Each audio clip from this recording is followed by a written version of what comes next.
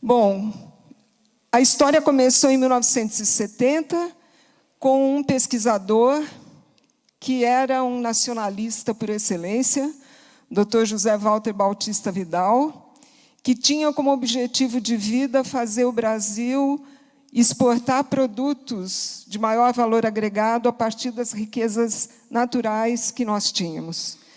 E, dentre essas riquezas, desponta o nióbio, naturalmente, e ele, então, procurou, no cenário nacional, um cientista, empreendedor, que pudesse implantar esse projeto e criar um modelo que pudesse depois ser utilizado não só para o nióbio.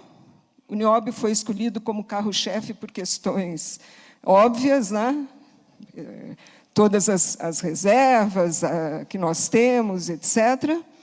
E também o trabalho que já tinha sido começado a ser feito no laboratório da Unicamp na década de 1970. Ele encontrou o Dr. Pinati, que, além de ser um cientista, ele é um empreendedor. E isso casou muito bem com a necessidade que se tinha de trabalhar a questão dos minérios, não só do ponto de vista da mineração, mas também de toda a cadeia produtiva, para que nós, o Brasil, pudéssemos gerar riqueza naquilo que é o filé mignon da cadeia produtiva, que são as aplicações. Tá? A gente já vai ver. Então, o Dr. Pinati já tinha, na época, um currículo interessante, e aqui eu resumi, né, tudo que ele já fez e tudo que ele está fazendo. Então, mais adiante, vocês podem conversar com ele para ver que realmente é uma pessoa empreendedora, com uma criatividade, uma visão de todo muito grande, capaz de criar programas como o que a gente vai ver. Ok, essa foi a matriz processo-produto com a qual nós trabalhamos desde o início de 1976, lá em Lorena. Se os senhores observarem, tinha tanto a parte de mineração, depois a obtenção do metal e as aplicações.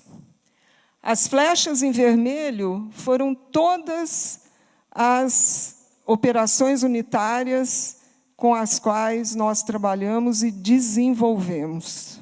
Tudo aquilo foi feito durante esse projeto. Tá? Então, aqui a gente vê terras raras, nióbio, titânio. E qual que era o coração do nosso desenvolvimento? Foi justamente a substituição de uma tecnologia baseada em rota química, altamente poluente, cara, específica para cada minério, para que a gente pudesse obter o metal que nos interessava. Isso encarecia grandemente o quilo do metal de interesse e, portanto, não tinha mercado, porque ninguém usa em larga escala um material caro. E aí o Dr. Pinati bolou essa tecnologia de fusão e refino por uma rota física, em que a gente não usava nenhuma rota química, e a mesma tecnologia podia ser aplicada a todos os metais da mesma categoria, inclusive para a formação das ligas desses metais, que são um passo adiante do metal puro, propriamente dito. Então, isso aqui foi o que nós desenvolvemos. Interessante é que ninguém sabe, né, que a gente fez tudo isso.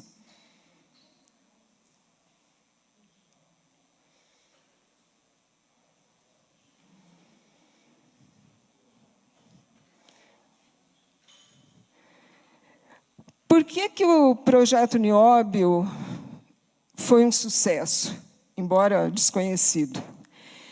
porque ele era um projeto suprainstitucional, integrador. Nós íamos procurar as capacidades, as competências em cada área, onde elas estivessem, independente de qual instituição a que eles pertenciam, e, principalmente, fomos procurar parcerias com quem poderia ser o nosso comprador desse nióbio, desse metal e das suas ligas, que foram a Alemanha e o Japão.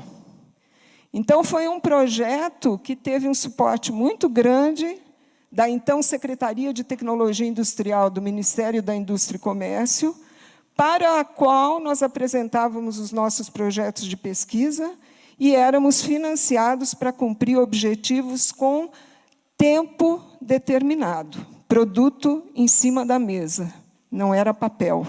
Talvez por isso que a gente não seja conhecido. Os nossos acordos de confidencialidade não permitiam que nós publicássemos sem que os nossos parceiros concordassem. Essa integração, então, ia desde o minério até as aplicações mais críticas, onde o nióbio é usado, e que envolvem todas essas áreas. Elas têm uns nomes complicados, mas elas fazem parte do nosso dia a dia, né? Geração de energia, todos os tomógrafos que hoje são tão comuns, né, em várias cidades, inclusive cidades do interior, são feitos com uma liga de nióbio e titânio. Uma coisa que era ficção científica, em 1976, hoje é uma realidade para todos nós, ajudando o pessoal aí nos diagnósticos mais complicados.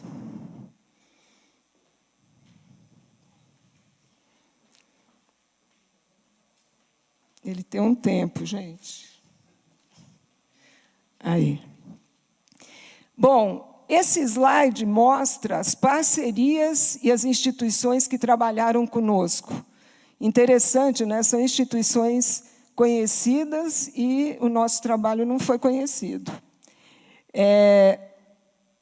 O Grupo Peixoto de Castro, um grupo do Rio de Janeiro, foi um colaborador importante, porque ele cedeu a área onde nós estamos instalados, lá em Lorena, cedeu o projeto básico e a construção das estruturas metálicas dos nossos prédios.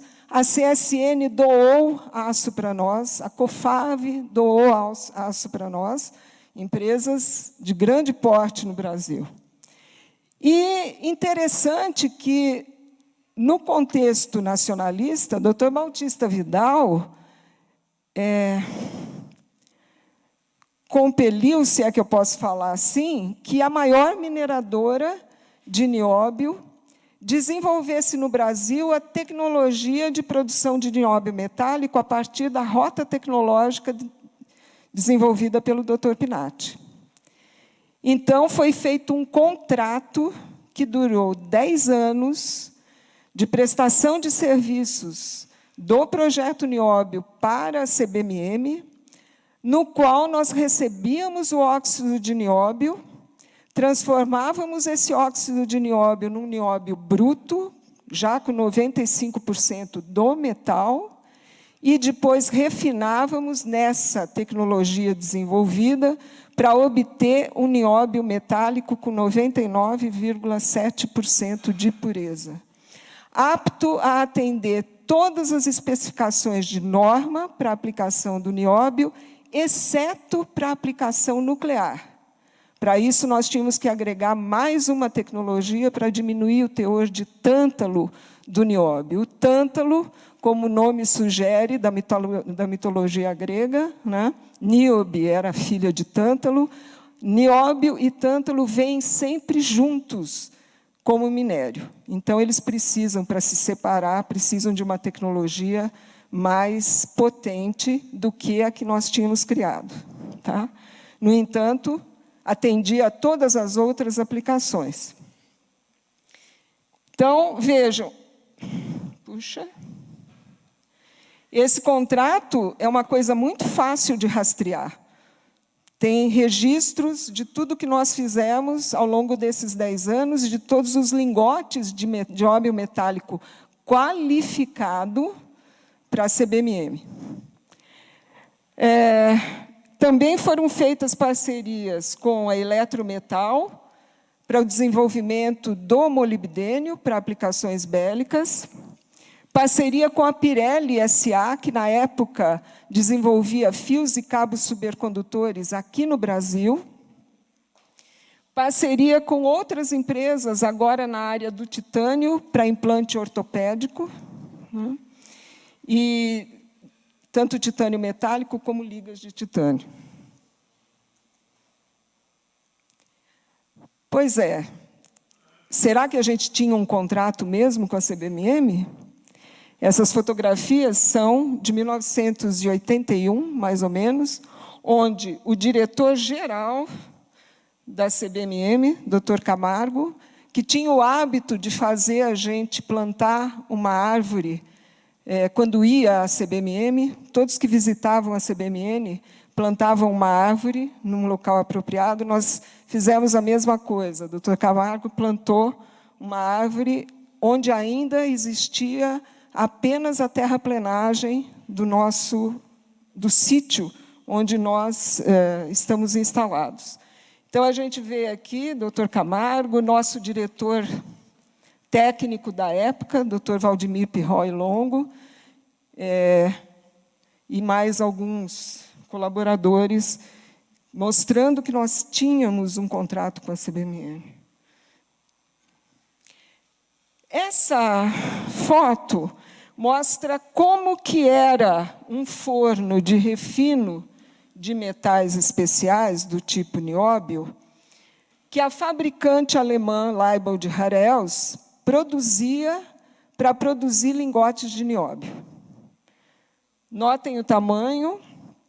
Tem uma fotografia que tem um senhor aqui, né? Ele não chega nem num décimo do pedaço aqui, mas não está nessa foto. Mas vejam o tamanho de componentes que são fundamentais para refinar esses metais. E esse foi o resultado da tecnologia desenvolvida pelo Dr. Pinatti. Esse é o forno que a própria Leibold Harels concordou em produzir, sem, no entanto, dar nenhuma garantia que daí sairia um lingote de nióbio. Então, olhem o tamanho.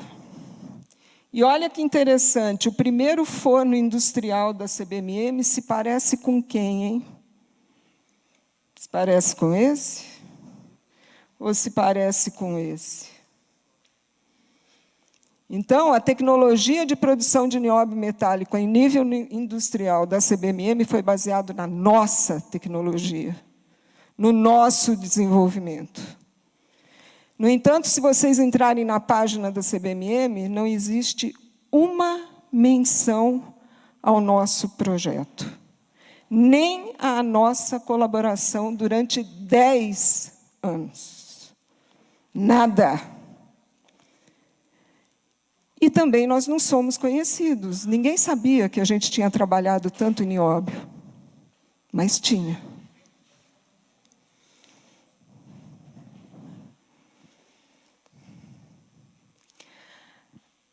Marcos históricos foram realmente significativos no desenvolvimento do projeto nióbio. Como eu disse, a companhia que fabricou o forno não dava nenhuma garantia de que sairia um lingote de nióbio qualificado de acordo com a norma ASTM. Em 1984, depois de 4 anos de tomada de dados, de ajustes operacionais, nós produzimos nióbio metálico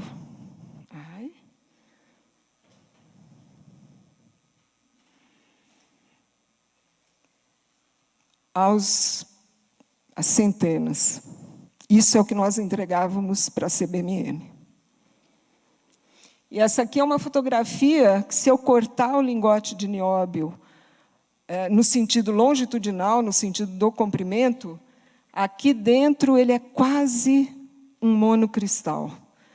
Tal foi a forma, ou a rota tecnológica utilizada para fazer a fusão e o refino desse metal. Essa pilha de nióbio, num cartão postal do Natal de 1984, com uma fotografia muito bonita da microestrutura de umas ligas de nióbio, foi mandado para todas as nossas parceiras, no Brasil e no exterior. Todos eles receberam esse cartão de Natal, dizendo mais ou menos o seguinte: quando você quer fazer alguma coisa, você tem que enfrentar as dificuldades e fazer. Não falar, fazer. A gente não fez muitos amigos por causa disso, mas, enfim. O outro marco foi a primeira vez que foi permitido que nós publicássemos o resultado de todos os desenvolvimentos que nós tínhamos feito, desde 1978 até 1984, dentro da colaboração Brasil-Alemanha em metais especiais. Esse acordo começou em 1978, alinhavado pelo Dr. Bautista Vidal, assim como o acordo Brasil-Japão em desenvolvimento de aplicações supercondutoras, uma outra grande aplicação para as ligas de nióbio-titânio e nióbio-3-estanho. E esse marco foi realmente importante, porque em 1984 nós reunimos todos os nossos parceiros da indústria, das instituições de pesquisa internacionais e nacionais, e fizemos um seminário técnico, dando uma satisfação tanto ao governo federal quanto ao governo alemão do dinheiro que tinha sido investido e quais eram os resultados que nós tínhamos conquistado. Esse foi um marco muito importante para nós. Só tinha fera nesse seminário, só gente de altíssimo nível trabalhando conosco. Tanto que nosso trabalho ele é muito mais conhecido no exterior do que no Brasil. O Brasil ele é totalmente desconhecido. Bom, nessa época, ou naquela época, se fazia muita política. Ministro ia visitar a gente, dono de indústria, como, por exemplo, o Paulo Diniz, da Eletrometal, Severo Gomes, ex-ministro da Indústria e do Comércio, né? Mais adiante, o Renato Archer, que foi ministro da Ciência e Tecnologia, Rogério César Cerqueira Leite, todo mundo ia visitar o projeto Nióbio, todo mundo ficava encantado com o projeto Nióbio, né? Nós tivemos também a visita... Se eu conseguir mudar.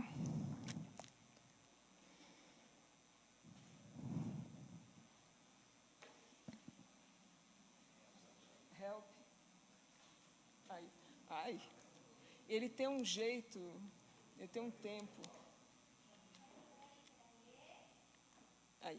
Nós tivemos também a visita do ministro da Pesquisa e Tecnologia da Alemanha, que era a nossa parceira no acordo Brasil-Alemanha. Aqui era o MIC e lá era o BMFT. E ali do lado, o prefeito de Lorena, na época.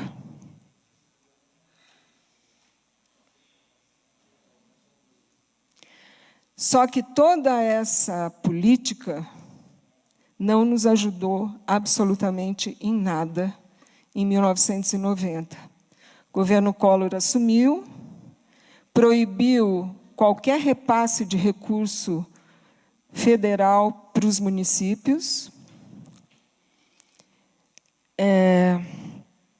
Isso deu ensejo para que forças internas da instituição onde nós trabalhávamos procurasse uma solução. Nós ficamos 4 meses sem salário, né? E essas forças internas tinham como objetivo fazer a nossa passagem para a Secretaria de Ciência e Tecnologia do Estado de São Paulo. Fazer essa passagem sem concurso público, E, politicamente, eles conseguiram, contra a Constituição Federal e contra a Constituição Estadual. 300 pessoas foram agregadas como agora não mais como um centro de desenvolvimento tecnológico, nós fomos agregados à secretaria como uma instituição de ensino superior, aos moldes de uma universidade, e não podíamos mais fazer desenvolvimento no nível piloto que nós fazíamos. Todos os nossos contratos foram terminados com todas as empresas, porque nós não éramos mais capazes de cumprir, dentro de uma estrutura parecida com uma universidade, os projetos de desenvolvimento industrial. Também foi uma época negra. A gente chama essa época, eu particularmente chamo essa época de o ano da escuridão e de o ano da Inquisição. Por quê?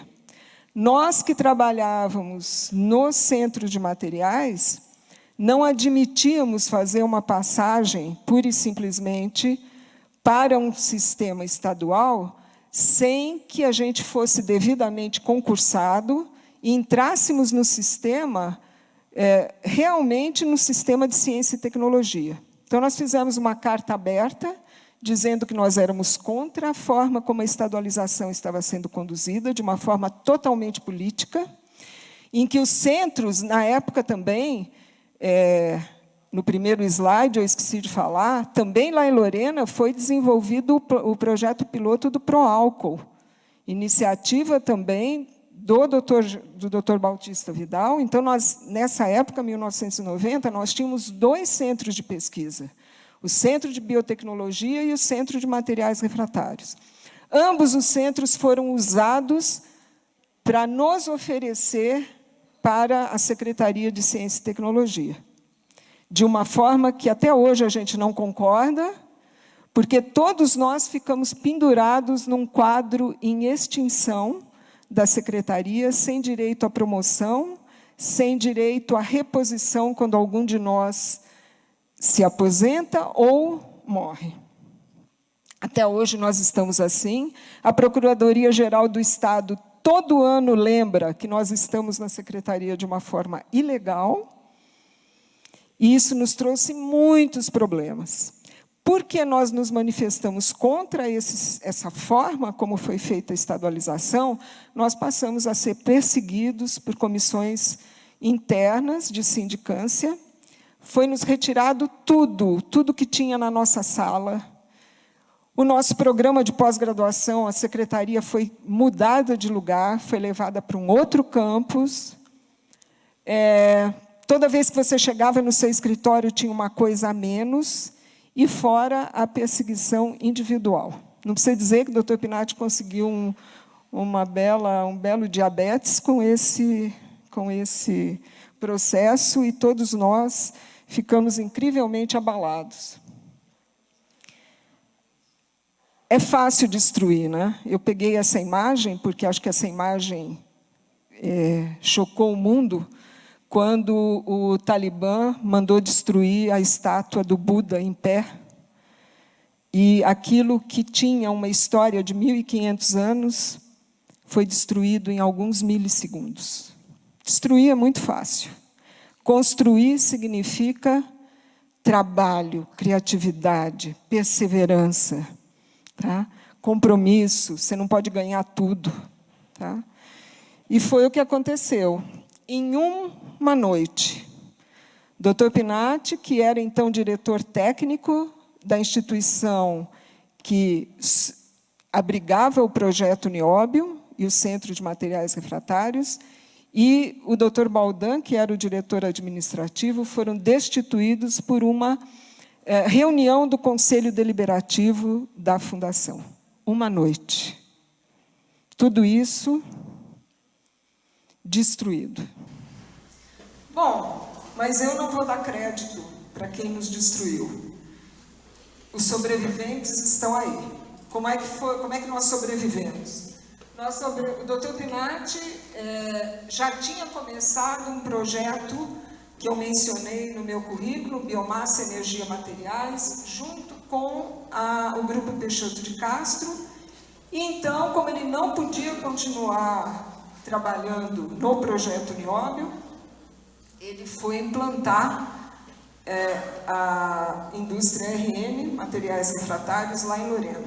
E aí desenvolveu esse projeto que culminou com o estabelecimento de uma planta piloto de tratamento de biomassa para a produção de sílica ativa, que é um insumo muito importante para ser adicionado ao concreto. Esse é um outro projeto, uma outra história que fica para uma outra vez. Mas, de qualquer forma, ele sobreviveu usando a criatividade dele e o empreendedorismo. Agora nós éramos uma instituição de pesquisa, uma instituição de ensino superior, ou seja, o foco era pesquisa acadêmica. Aquilo que faz muito bem ao nosso ego, porque entra lá no currículo Lattes, mas não faz nenhum bem para o Brasil, não gera riqueza, não gera PIB, tá? E se gasta fortunas em pesquisa que satisfazem a nossa vontade de saber. É importante? É. Ciência é importante? É. Só que a gente tem que investir também em tecnologia industrial. E aí, quem ficou, sobreviveu através de projetos individuais, baseado naquela matriz, trabalhando em pontos específicos, fazendo o seu trabalhinho acadêmico, como é, infelizmente, até hoje. Nunca mais nós conseguimos trabalhar dentro de um programa. Cada um faz agora aquilo que satisfaz o seu gosto pessoal, vamos dizer assim. Lógico que isso nos colocou, né? Colocou o então Departamento de Engenharia de Materiais no cenário acadêmico, foi muito bom. Os nossos pesquisadores têm índices muito bons, não há o que discutir. E eles foram em frente, aumentaram a infraestrutura através de projetos individuais, através de projetos multiusuários. Então, isso também tem mérito, porque até toda aquela instalação podia ter colapsado, se eles não fizessem parte dessa sobrevivência. Bom, eu costumo dizer que a gente construiu várias coisas importantes e, principalmente, o modelo para fazer um aproveitamento racional, lucrativo, porque, se não ganhar dinheiro, não funciona. Então, o nosso sucesso foi mostrar que é possível ter um projeto, um programa, gerenciado por quem sabe. Gerenciado por quem sabe, por quem tem a visão do todo, desde a operação unitária mais simples até a aplicação mais complicada. São raras essas pessoas no Brasil e no mundo. A gente não pode desperdiçar esses talentos. Então, nós construímos esse modelo e, gente, nós trabalhamos numa época que não tinha computador, não tinha celular, não tinha internet. E, no prazo de 3 ou 4 anos, nós construímos a maior rede de ciência em metais, ciência e tecnologia em metais especiais. Nunca mais nós vamos conseguir fazer isso, nem com todas as ferramentas existentes hoje. O meio mais rápido de comunicação com o exterior era o telex. Alguém já viu um aparelho de telex? Para operar um telex, o cara precisava ser muito bom. Então, o que me espanta é que nós somos as mesmas pessoas, lógico, mais sábias ou mais velhas, mas parece que nós ficamos menos inteligentes. Nós não conseguimos reproduzir o que nós fizemos numa época que não existia recurso nenhum. Um artigo que você pedia para a comunidade internacional, um artigo científico, demorava meses para chegar. Meses. A assinatura de uma revista especializada era caríssima. Você tinha que fazer uma seleção daquilo que você realmente queria. E nós montamos uma biblioteca especializada em materiais especiais, que está lá até hoje. Convido vocês a nos visitar. Então, a gente fez muito nesses 15 anos. E aí, o que eu acho que a gente construiu de melhor foram as pessoas. Aqui estão relacionados.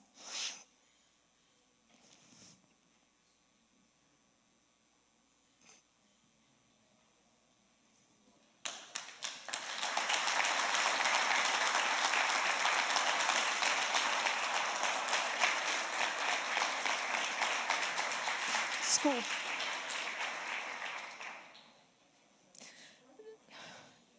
Todo mundo que trabalhou com a gente. Tá? Acho que é isso que é o melhor que a gente fez. Obrigada, gente. Obrigada pela atenção.